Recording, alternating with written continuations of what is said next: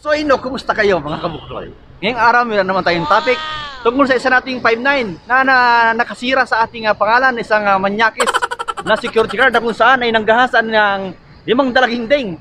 So halina kayo sama nating alamin kung ano ang nangyari sa isa nating manyakol na kasamang wardya. Let's go!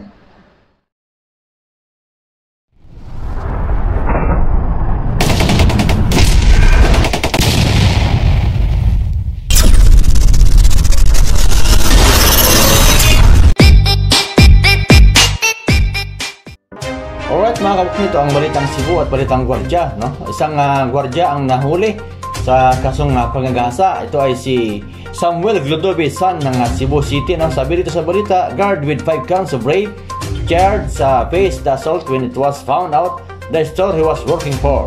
Current guards of hardware in Barangay Kalahuan in Minglanilla City were arrested in 5 p.m. on Wednesday, August 25, 2021.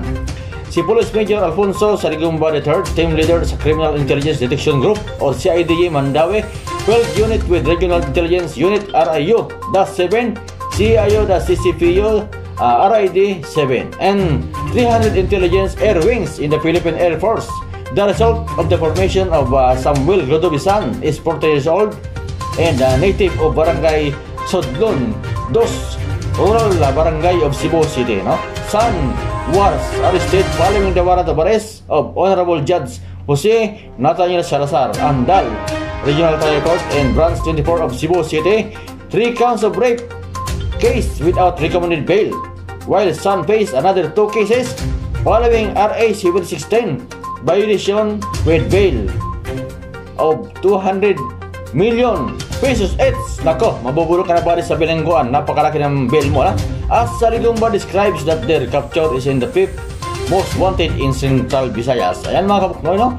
Isang kasama natin sa hanap buhay ang naharap sa kasong pangagahasa at napakasakit at napakamanyak ng isa nating kasamang 5'9 mga kasama, no? Siya ay si San Glodobe ng Cebu City, Minglanilla, no?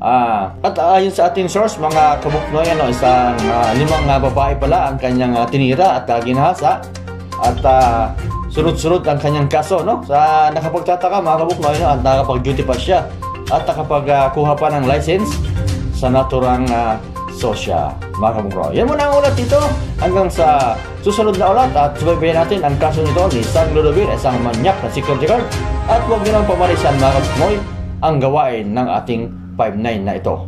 Hanggang sa muli, Buknoy TV. At ito mga buk na mabilis ang shoutout muna tayo kay Major Uga-Uga, shoutout sa iyo sir Major, at kay Chris Blackguard, shoutout, at Dumagiti Frank, shoutout sa inyo mga buk at ingat kayo. Alright.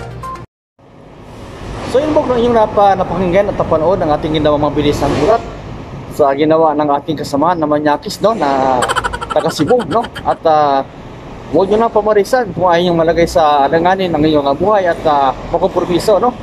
Ang inyong kamanyakan ay mabilis lang yan na mawala. Gamutin nyo lang. Kuskus nyo lang sa simento kapag umabot ng kalibugan o kung wala kayong mabaunan. Meron naman kayong mga kamay, mga kabuk, no? Gamitin nyo na lang. Bago kayo maligo. Yan ang mabilis ang solusyon dyan para hindi kayo makamanyak at hindi kayo manggahasa at matulad sa isa nating kasama nito na napakamanyakol, no? So, sa muli mga kabuk, salamat sa inyong panonood at hanggang sa muli, no? Isang paalala, huwag maging manyak, magkamay na lang para iwas bulyaso. Okay? Alright.